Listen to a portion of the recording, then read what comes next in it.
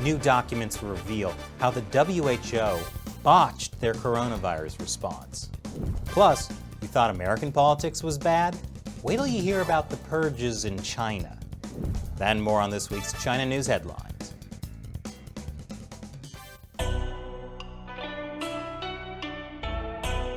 Welcome to China Uncensored. I'm your host, Chris Chappell.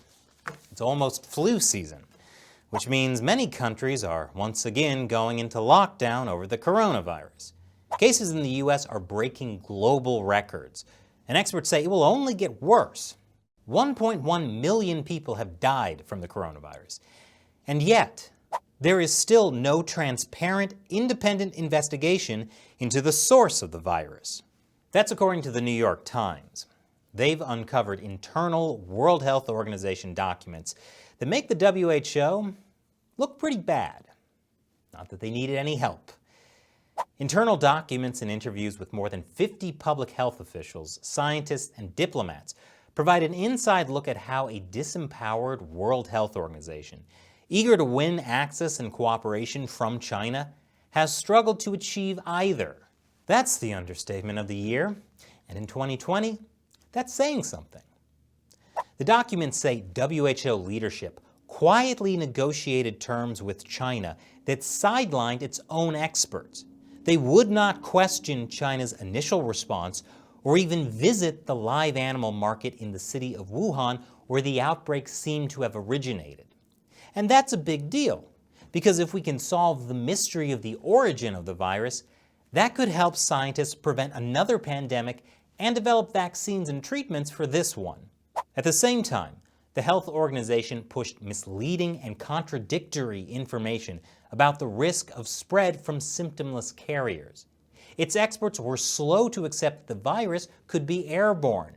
Top health officials encouraged travel as usual, advice that was based on politics and economics, not science. It's really hard to listen to the scientists when the scientists are focused on the politics. The vice president of corporate communications for Huawei has suddenly died. He was an Irish businessman named Joe Kelly. No details were given as to what caused the 55-year-old's death, though Chinese social media has plenty of ideas. Some Chinese internet users noted how Kelly's death reminded them of English businessman Neil Heywood, who was murdered with poison. Heywood was killed by the wife of a powerful communist official, Bo Xilai, because he knew too much. Joe Kelly was in charge of spinning Huawei's global image, and it hasn't exactly been a great image lately. So some netizens said maybe he knew about too many skeletons in the closet. And since no cause of death has been given, it's easy to jump to conspiracy theories. But maybe it was just an accident.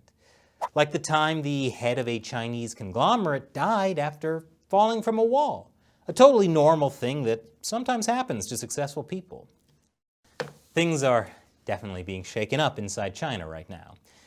On my previous episode, I talked about the recent major meeting of the Communist Party, the 5th plenum of the 19th Central Committee. And General Secretary Xi Jinping is making some changes. In the lead up to the meeting, he purged a bunch of communist officials. And following the meeting, 2 more senior communist officials got sacked. Both of them had connections to China's financial industry, and it wasn't just them. At least 11 executives and officials who worked in finance roles had been placed under investigation. And it's not a coincidence that a big part of the meeting was about reforming China's financial sector. But Xi Jinping's purges aren't just a response to the most recent meeting. He's already preparing himself for the 20th National People's Congress in 2022. That's when the next batch of party leaders will be decided. Xi is starting to change the senior officials for the upcoming 20th National Congress. Xi will promote more officials who are loyal to him in the coming months.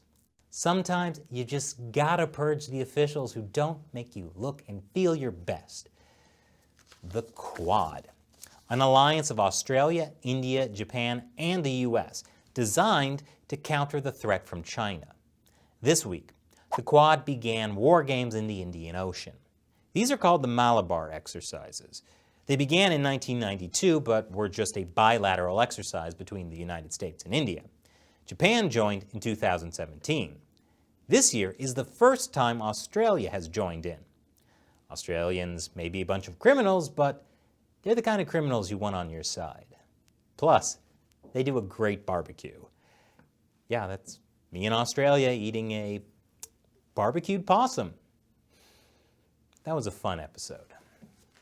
And I suspect Australia's involvement in the war games has something to do with the Chinese Communist Party threatening multi-billion-dollar trade bans on Australia, which I talked about in a recent episode. Australia has responded by telling China to play by the rules. Yeah, good luck with that. China could impose trade bans on Australian wine, lobster, sugar, coal, timber, wool, barley, and copper. Chinese officials deny this, but they also recently stranded 20 tons of Australian lobsters at a Chinese airport. That's tragic. What if the lobsters die while sitting on the tarmac?